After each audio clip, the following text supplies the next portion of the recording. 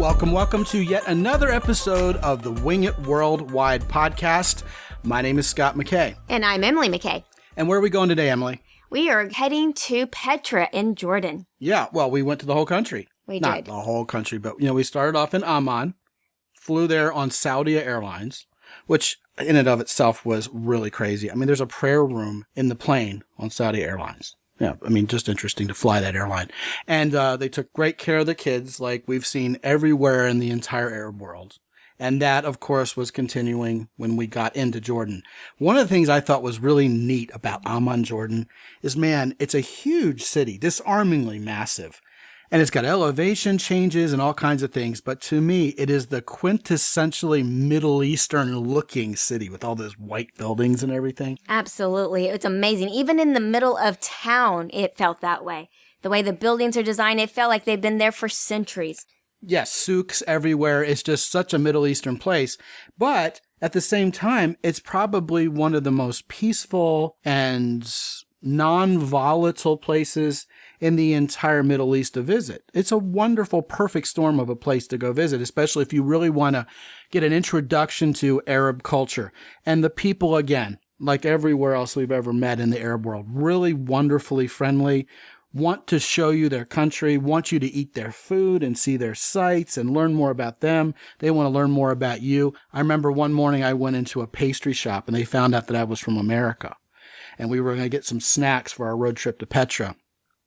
And they just kept putting things in the bag. Oh, no, you got to try this. You got to try that. You're from America. You never had one of these. Try it. And they probably gave me 3 or 4 times as much as what I paid for, just because they wanted us to try it. Oh, it was wonderful. Yes. And then, of course, they always offer something to the children. Here, have this, They really wanted to take care of them, make them happy. Or if you want to know where's the closest place to eat, that's great. They will tell you everywhere that there is to eat and where there's entertainment. And they're more than happy to share everything with you. But importantly, we did indeed rent a car and we drove down the King's Highway to Petra, which was incredibly exciting. The trip was so much fun. I mean, the highlands and the desert and the ruggedness, you just feel like, you should wrap a keffiyeh around your head and just jump right into the whole culture and just feel like you're on an Arabic desert expedition, almost like Lawrence of Arabia, who actually is well known for exploring Jordan. Right. Especially in the south. On the map, it doesn't look like it's that far of a distance. I asked, No. How far is it from Amman to Petra? Oh, it's about 2 or 3 hours. It is. It's 2 or 3 hours if it's on the main roadway. But on the King's Highway, plan to have about 6 hours. Maybe even more if you want to spend more time at the different sites there. Oh, yeah. You're going to want to pull over and just take in all these incredible vistas everywhere. And, you'll see castles along the way. Canyons. Wonderful, wonderful trip. The Dead Sea. Right. Oh, yeah. Well, the Dead Sea, you can actually drive down to the Dead Sea from the King's Highway. We did it on the way back. And the Dead Sea, let's talk about that now. The kids got to float in the Dead Sea. You got to keep the salt out of your eyes. It's very shiny when the sun shines on it.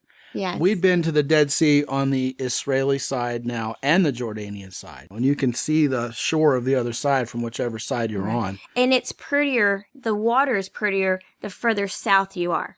Regardless of which side you're on. Exactly. I would dare say the Jordanians have the whole resort thing built up more on their side than the Israelis did. Yes, absolutely.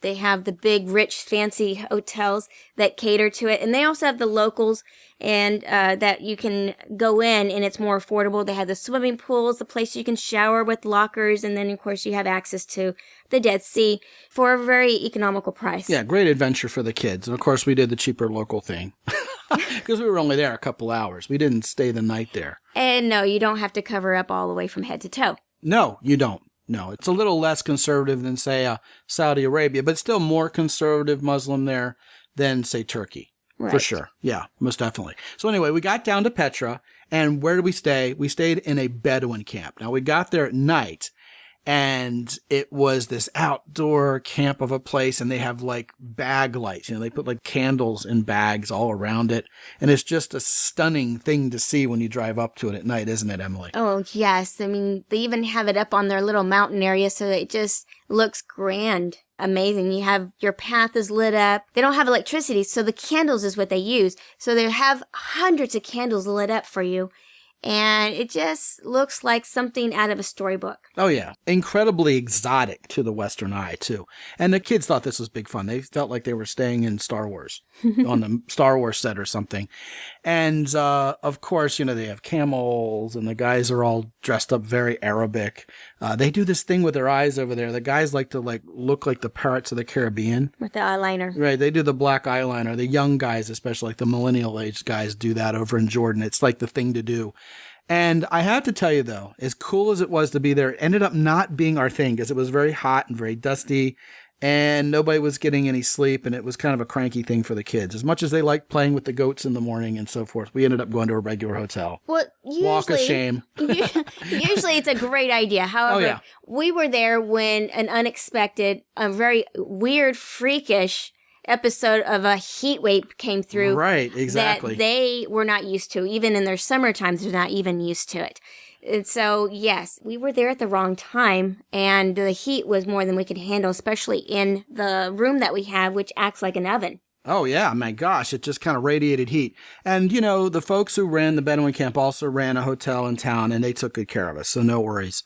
The town near Petra has wonderful food. I mean, you're going to get wonderful falafels and kebabs, and it's not expensive to eat there. They don't raise the prices on you to ridiculous tourist trap levels. Unless you're at some of those hotels. Right. Or inside the walls of Petra too. Oh, yes. Oh, my inside goodness. the gates of Petra. Now, let's talk about Petra. There's that iconic walk from the gate through kind of like the slot canyon. And then at the end, boom, you see the iconic wonder of the world that is the treasury. Yes. Now, what struck me about that is that walk was long. It was a mile. Oh, yeah. In the heat. Well, not all of it in the heat. Right when you finally get to the canyons, then it's all shaded if you go in the morning. Highly recommend you go early in the morning. It is so worth it. You'll have a lot of it to yourself. Oh, yeah. Beat the crowds. Now, you'll have people when you first walk in ask you if you want to get on a horse, do you want to get on the buggy, and, they'll try to tell you it's part of the ticket price. One thing for sure is the buggies were stinky. If you're a germaphobe, you don't want to do that. No. But go ahead and do the walk. I mean, we all need the exercise anyway. It's part of the fun.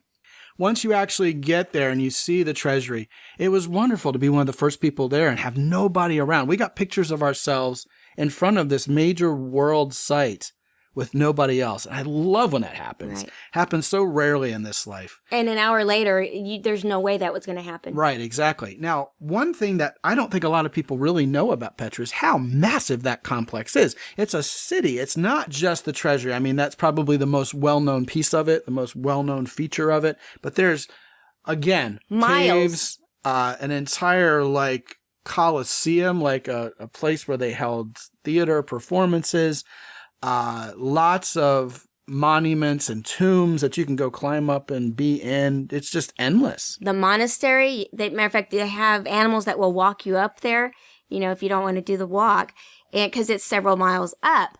But they discovered something after we had left. They found the Olympic-sized pool. Yeah, that's right. This is something the archaeologists discovered just this past summer. They're still excavating this place. This place is huge. You can sit there and look around and go, I can envision it being a thriving city at one point in time. Yeah. You can see all the different buildings that were into the caves. And of course, there's shops there, which is great. Some people might think, oh, that kind of distracts because they're selling. No, shops existed back in those days. So those shops that are there today kind of help give you the idea what it would have been like back then.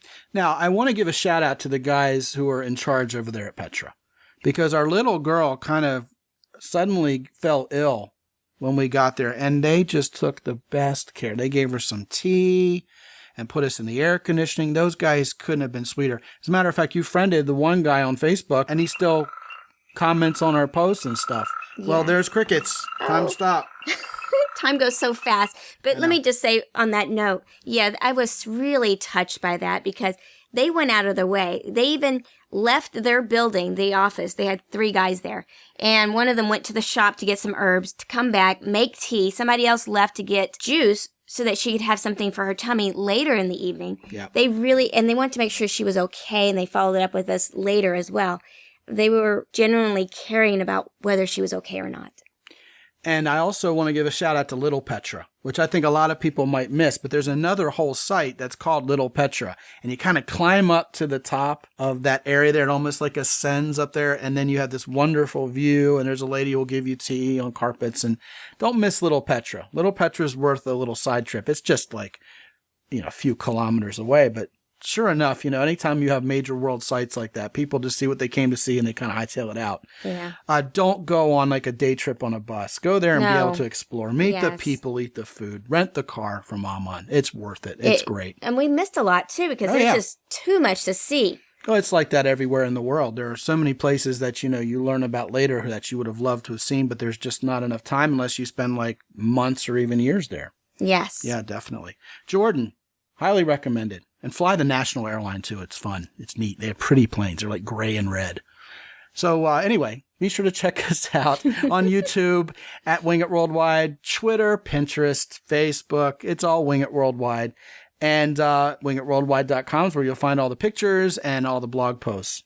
So very good. We hope to meet you guys. We hope to inspire you to go have great, wonderful travel adventures of your own because it's changed our life. One thing we haven't ever said on this show before, Emily, is you and I, after marriage and after kids, have been having the greatest travel adventures ever. It's a myth that you have to do all this backpacking in your 20s or, forever hold your peace. Or never have children. Or never have children. Yeah, we've seen that philosophy around before, too. We world school our kids, folks. We take them with us on a lot of these trips. They were with us here on this particular trip, as you've already noticed.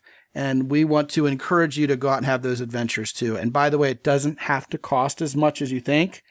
And, saving up the frequent flyer miles, doing things that aren't high budget, looking for the deals, going in the off season and the shoulder season, you can see so much of the world.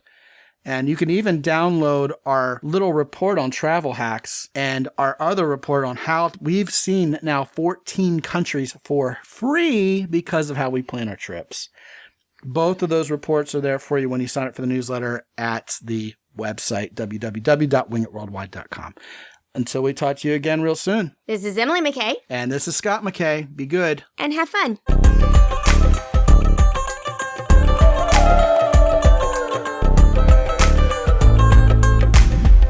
The Wing It Worldwide podcast is copyright X and Y Communications.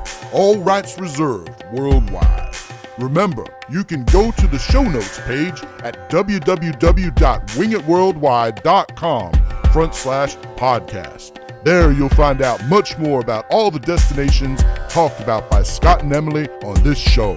Remember, if there's anything left out that you wanted to hear, chances are you'll find it there. It's all at www.wingitworldwide.com/podcast. This is Ed Roy Odom speaking for the Wing It Worldwide podcast. Until next time, be good and have fun.